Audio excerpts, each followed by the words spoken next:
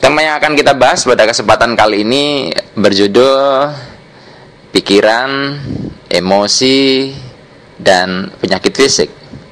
Ya, pikiran, emosi, dan penyakit fisik.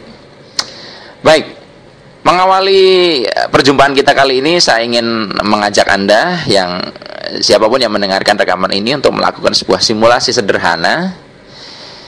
Begini ya simulasinya. Sekarang Anda coba lihat ke langit-langit, ya, ke langit-langit atau ke atas ya. Dongakkan kepala Anda, oke, ya. Kemudian Anda coba pikirkan hal-hal yang menyedihkan atau ya hal-hal yang tidak enak, oke. Tapi tunggu dulu, jangan lakukan ya. Anda pikirkan hal-hal yang tidak menyenangkan itu dengan kepala mendongak. Lakukan dengan bibir yang Anda tarik selebar-lebarnya. Jadi Anda senyum, kelihatan giginya, tarik selebar-lebarnya ya. Bisa kalau ke kiri 5 cm, ke kanan 5 cm lebih bagus itu. Oke, coba Anda lihat ke atas sambil senyum, mendongak. Ya, coba Anda coba bikin perasaan Anda jadi sedih dengan posisi seperti itu. Bisa nggak? Susah kan? Nah sekarang Anda cukup lakukan satu simulasi lagi. Sekarang Anda tundukkan kepala Anda, tundukkan, oke, ya tundukkan. Jangan senyum mulutnya. Anda majukan sedikit ya, agak manyun, oke, good. Lakukan serius. Kemudian Anda pikirkan hal-hal yang menyedihkan atau hal-hal yang tidak enak. Buat perasaan Anda jadi sedih atau jadi tidak enak. Oke, cukup. Izinkan saya bertanya kepada Anda, kira-kira lebih mudah membuat perasaan Anda tidak enak dengan kepala terangkat, mulut tersenyum, atau tadi yang kedua, Anda menundukkan kepala Anda, mulutnya manyun, ya tidak tersenyum. Lebih mudah mana? Lebih mudah apa? Ya, lebih mudah membuat perasaan kita menjadi tidak enak saat kepala kita tertunduk, mulut kita tidak tersenyum. Ini sebuah simulasi sederhana dari sekian banyak simulasi yang bisa kita lakukan, bahwa ternyata kondisi fisiologi tubuh kita ini sangat mempengaruhi emosi. Nah sekarang pertanyaannya, kenapa kok bisa seperti itu? Dari beberapa buku, dari beberapa pelatihan yang pernah saya ikuti, ketika kita melakukan simulasi tadi, ya, ketika Anda mendongakkan kepala Anda, tersenyum, ya, maka di dalam diri kita akan keluar ya, akan banyak keluar satu hormon yang namanya hormon endorfin. Nah, hormon endorfin ini di situ dijelaskan adalah hormon yang hormon kebahagiaan ya, hormon happiness. Sehingga ketika Anda dalam kondisi seperti itu, Anda sangat susah sekali untuk membuat satu perasaan yang tidak enak. Karena hormon tersebut ya di dalam diri Anda membuat Anda malah mengakses perasaan yang bahagia. Berbeda dengan ketika Anda posisinya menunduk, di mana kadar endorfin yang keluar dalam diri Anda sedikit atau mungkin bahkan ya sedikit sekali lah. Nah, kita bisa lihat bahwa sebenarnya fenomena emosi ya ada kaitannya dengan proses biokimia di dalam tubuh ya, ada hormon macam-macam lah gitu ya. Yang kuliahnya di kimia atau biologi lebih ngerti. Nah sekarang saya juga membaca dari buku yang sama ya, judulnya The Miracle of Endorphin. Saya lupa penulisnya, yang jelas itu penulisnya dari orang Jepang. Di situ disebutkan bahwa ternyata ada satu hormon yang namanya noradrenalin. Jadi hormon noradrenalin ini kalau misalkan kita sedang keadaan sangat-sangat marah, sangat-sangat stres ya, di situ pokoknya dalam keadaan tidak baik secara batin, maka tubuh kita akan mengeluarkan satu hormon yang namanya noradrenalin. Nah, di situ dijelaskan katanya, ketika hormon noradrenalin itu keluar, itu hormon noradrenalin itu daya racunnya, daya rusaknya itu nomor 2 setelah bisa ular. Untung saja hormon ini diproduksi sangat sedikit dan hanya dalam keadaan-keadaan tertentu di mana emosi kita sangat terganggu. Lalu kalau hormon noradrenalin ini keluar, apa dampaknya? Tubuh kita bisa rusak. Selain emosi kita juga akan bertambah nggak karu-karuan. Nah, dari paparan singkat yang saya sajikan di awal ini, kita bisa melihat bahwa sebagaimana saya sampaikan dalam judul tema kita kali ini adalah bahwa yang namanya penyakit fisik ya, penyakit fisik apapun namanya, itu bisa juga dipicu oleh pikiran dan perasaan. Dan ketika kita tilik dari biologinya, itu melibatkan juga proses biokimia di dalam tubuh. Karena itu adalah satu rantai ya, satu rangkaian, sehingga kita bisa katakan yang namanya pikiran, emosi, tubuh itu satu kesatuan. Kalau di dalam ilmu yang namanya NLP, itu dijelaskan kesatuan pikiran, tubuh, perasaan. Nah, dengan demikian sebenarnya ketika seseorang mengalami suatu penyakit fisik ya, dari yang mungkin paling ringan sampai yang paling berat, bisa jadi penyebabnya adalah gangguan di level pikiran dan emosi yang memicu munculnya satu hormon-hormon tertentu dan merusak tubuhnya. Nah, mungkin ada sebuah pertanyaan, lalu apakah semua penyakit fisik pasti penyebabnya pikiran dan perasaan? Pertanyaan itu saya dapatkan ketika di dalam sebuah pelatihan, dan saya jawab bahwa hubungan antara penyakit fisik, pikiran dan emosi itu seperti hubungan telur dan ayam. Telur sama ayam duluan mana? Misalkan kita jawab duluan ayam ya, tapi ayam dari telur, telur dari ayam dari telur, terus seperti itu kan? Artinya begini, bisa jadi sebuah penyakit fisik ya muncul karena gangguan pikiran dan emosi, jadi penyakit fisik, atau bisa sebaliknya, karena penyakit fisik juga tidak harus muncul dari gangguan pikiran dan emosi. Anda mau berpikiran positif ya, kalau misalkan Anda makan atau minum racun tikus ya, Anda akan mengalami kerusakan organ tubuh kan. Maksud saya begini, mungkin awalnya bukan penyebabnya pikiran dan emosi, Anda salah makan, macam-macam ya, itu akan menyebabkan Anda kena penyakit. Nah, cuman ini jadi satu siklus tadi ayam telur. Ketika kena penyakit, orang itu malah jadi mikir, jadi stres. Akhirnya apa? Semakin membuat dia berada di lingkaran itu. Jadi lingkarannya dari mana saja, ujung-ujungnya tetap pikiran dan emosi ini berperan sekali. Mau dia sebagai pemicu awal atau dampak sebagai dia mikirin penyakit. Begitu. Nah, saya punya beberapa kasus yang bisa Anda renungkan ya, di mana pikiran dan emosi ini sangat-sangat berbahaya sekali apabila kita tidak mampu mengelolanya. Saya ada beberapa kasus. Ada sahabat saya yang beliau ini sangat baik ya, dalam tanda kutip, artinya orangnya saya boleh katakan sangat sabar dalam tanda kutip, sehingga sebenarnya dia itu sudah benar, posisinya dia tidak salah, tapi misalkan dia dizolimi orang, itu dia memilih diam. Sementara mungkin ya kapasitas emosi itu kan bisa besar sekali dan belum tentu bisa dihandle kan. Tapi ketika ditahan, tetap terjadi gejolak di dalam diri dan memunculkan ya tadi pemicu biokimia di dalam tubuh, sehingga dalam jangka panjang itu mengakibatkan kerusakan. Dan betul, setelah beberapa tahun ada benjolan di dalam paru-parunya sebesar 5 cm. Dan yang menarik, itu sudah diobati macam-macam ya, dari segi medis macam-macam, dan sudah mau di kemoterapi. Kemudian suatu saat berjumpa dengan saya dan saya sharing dengan beliau, dan beliau melakukan satu terapi ya, terapi untuk emosi.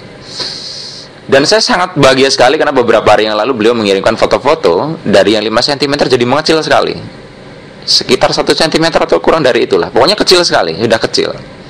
Dan ini membuat surprise dokternya. Bayangkan ya, bisa seperti itu.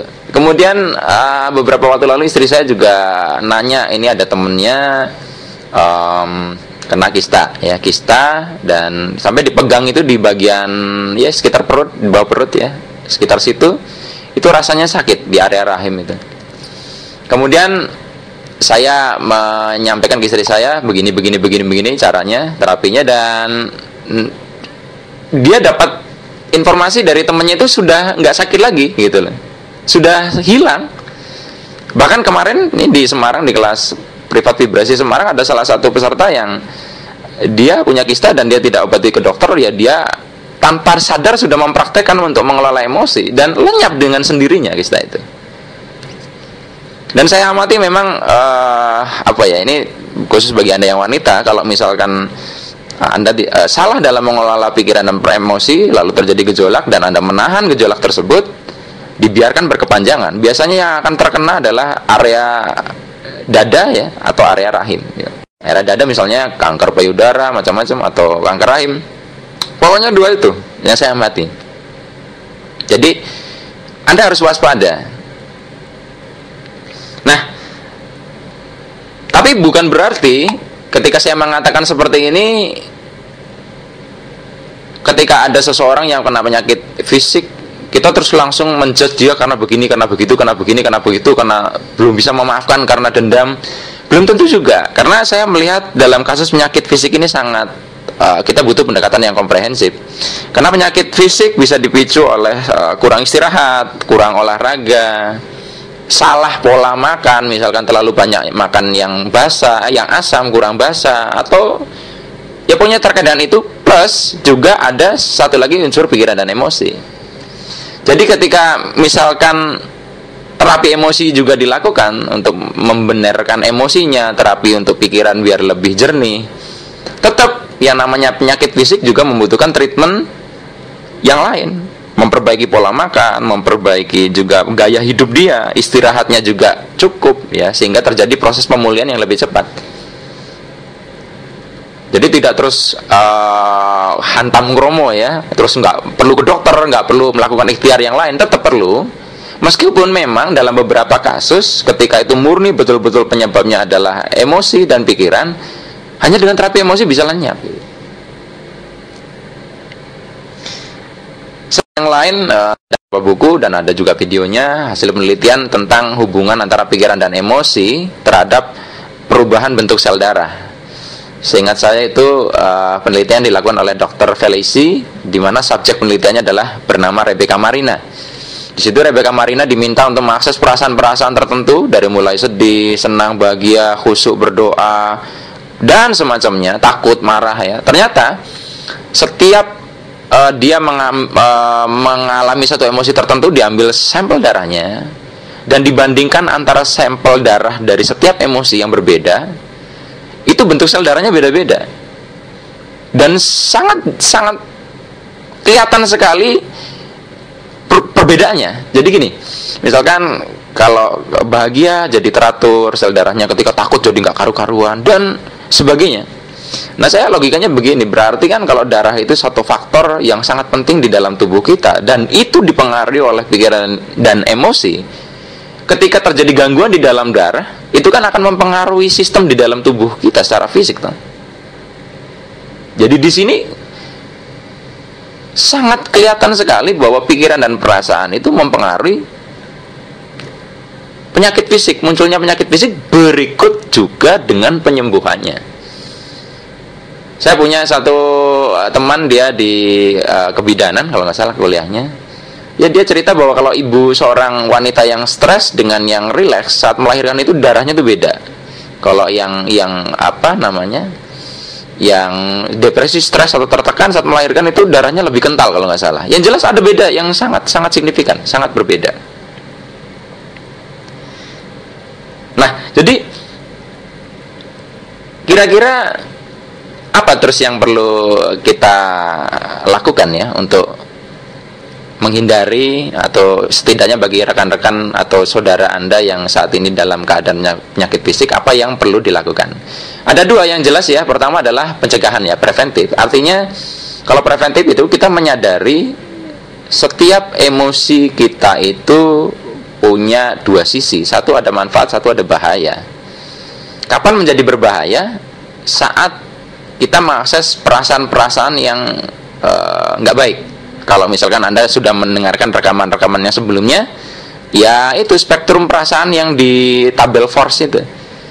Ketika itu berkepanjangan, maka ini akan jadi gangguan. Gitu. Jadi jangan sampai ini berkepanjangan itu.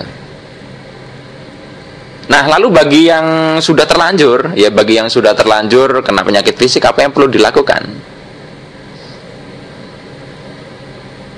Yang menarik adalah yang perlu dilakukan untuk penyakit fisik adalah kita tidak boleh melawan kehadiran penyakit itu. Karena semakin dilawan, semakin dia akan bertahan. Anda boleh buktikan kalau misalkan Anda karena penyakit flu atau apa ya, semakin Anda mengeluh dengan flu Anda, malah flu itu nggak sembuh-sembuh. Anda terima penyakit itu, Anda sadari, Anda lapang dada hadirnya penyakit itu. Hilangkan satu perasaan ingin segera sembuh. Makanya saya terus terang menghindari kalau ada orang sakit, saya menghindari kata semoga lekas sembuh ya. Karena ketika kata lekas sembuh itu bisa memicu dia akhirnya tidak sabar menjalani proses kesembuhan, ingin cepat sembuh, dalam artian jadi kemerungsung. Akhirnya nggak bisa menerima penyakit fisiknya itu, akhirnya gejolak emosinya jadi nggak karu-karuan. Akhirnya mempertanyakan, ya Tuhan kenapa nggak cepat sembuh? Jadi saya lebih menganjurkan kalau misalkan memberi saran kepada yang sedang sakit, ya ikhlas, terima apa adanya, insya Allah nanti akan diberikan yang terbaik. Seperti itu. Tapi kalau misalkan Anda masih cocok dengan istilah semoga lekas sembuh, ya nggak apa-apa, silahkan aja. Tapi kalau saya sudah nggak mengganti ya kata-kata tersebut dengan kata-kata yang menurut saya lebih baik. Nah, kemudian ada satu lagi yang perlu kita renungkan. Sebenarnya kalau kita lihat lebih jauh, sakit fisik ini sebenarnya bukan sakit. Sakit fisik adalah, kalau saya lihat, adalah satu bentuk diri kita ini sedang menyeimbangkan dirinya sendiri. Contohnya gini deh ya, contohnya Anda jerawatan ya. Jerawatan itu kan sebenarnya proses mengeluarkan kotoran dalam diri Anda melalui bentuk jerawat kan. Karena kalau misalnya nggak dibuang dalam bentuk itu atau yang lain, maka dia akan merusak di tubuh Anda. Jadi sakit sebenarnya adalah satu proses pembersihan diri dan juga pembersihan secara fisik. Bahkan juga saya melihat ketika seseorang tidak sadar bahwa emosinya ini sangat mengotori jiwanya, maka ia akan bertransformasi, berubah bentuk menjadi satu penyakit fisik. Dan disitulah penyakit fisik itu sebagai sarana untuk pembersihan itu keluar gitu loh. Ya minimal membersihkan dampak secara fisik akibat terpicu oleh emosi itu. Makanya ada istilah kan, bagi Anda yang beragama Islam atau agama lain mungkin juga ada, bahwa kalau orang sakit itu katanya dosanya berkurang. Yaitu hubungannya adalah penyakit itu adalah satu mekanisme diri untuk menyeimbangkan dirinya sendiri. Tidak ada sakit sesungguhnya. Sakit hanyalah satu mekanisme tubuh untuk mencapai keharmonisan dirinya sendiri. Nah, bagi teman-teman yang berprofesi sebagai mungkin di bidang kesehatan atau kedokteran ya, saya punya pengalaman menarik di mana saya pernah diundang beberapa rumah sakit. Nah, yang menarik adalah di situ yang hadir beberapa dokter, dan itu dokter yang cukup senior saya kira di situ. Ketika saya cerita tentang hasil-hasil penelitian yang menunjukkan keterhubungan antara pikiran, emosi, penyakit fisik, bagaimana proses kesembuhan itu terjadi, saya sempat khawatir di awal-awal bahwa para dokter ini nggak open mind. Mungkin mereka masih pendekatan medisin kimia kan. Ternyata setelah selesai acara, mereka mendekati saya dan mengajak ngobrol, dan sebenarnya ilmu kedokteran sekarang sudah mengarah kepada apa yang Mas Arif bahas ini katanya. Bahwa di era modern ini justru banyak penyakit munculnya bukan karena faktor yang lain, justru sumbernya adalah dari pikiran dan emosi itu. Sehingga seorang dokter bukan hanya memberikan obat, tapi juga harus memberikan support secara batiniah. Jadi kalau misalnya seorang dokter kemudian sudah memvonis, wah kayaknya bapak nggak lama lagi, itu akan lebih mempercepat gitu, memupus harapan dari si pasien yang kena penyakit fisik. Seperti itu. Jadi kita bisa lihat para dokter saja yang sudah boleh dibilang mumpuni di bidangnya sudah menerima pendekatan-pendekatan ala timur, meskipun mereka mungkin mempelajari keilmuan medis barat. Nah, bagaimana dengan Anda? Nah, saya yakin teman-teman ketika sudah mendengarkan rekaman ini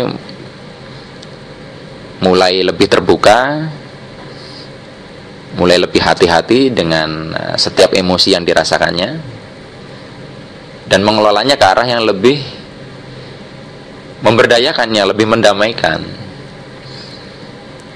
Saya jadi ingat ada satu status di Facebook dari guru saya, beliau bilang, hati-hati dengan rasa marah, karena setiap marah pankreas akan berhenti mengeluarkan insulin, dan itu kalau dilakukan berkepanjangan otomatis berarti pankreas kan rusak. Sementara ketika insulin itu tidak diproduksi, maka kadar gula dalam darah akan bisa melampaui kadar, ya. Jadi kadar gula dalam darah ini kalau kurang kita bisa pingsan, kelebihan juga jadi diabetes. Nah, kan bisa kebayang ya, kalau Anda punya hobi marah, Anda sebenarnya tanpa sadar sedang merusak organ pankreas Anda. Saya juga punya pengalaman, pernah ada satu kejadian emosional yang sangat luar biasa, dan saya tahan ya, meskipun sempat meledak-ledak juga, saya tahan. Kena saya, itu batuk lama sekali, nggak rilis-rilis, nggak selesai. Saya udah ke dokter, ke sana sini, udah pakai teknik ini teknik itu, tapi setelah emosi itu lenyap ya, perlahan membaik dan sembuh. Aneh kan, padahal sudah berobat, udah habis lumayan.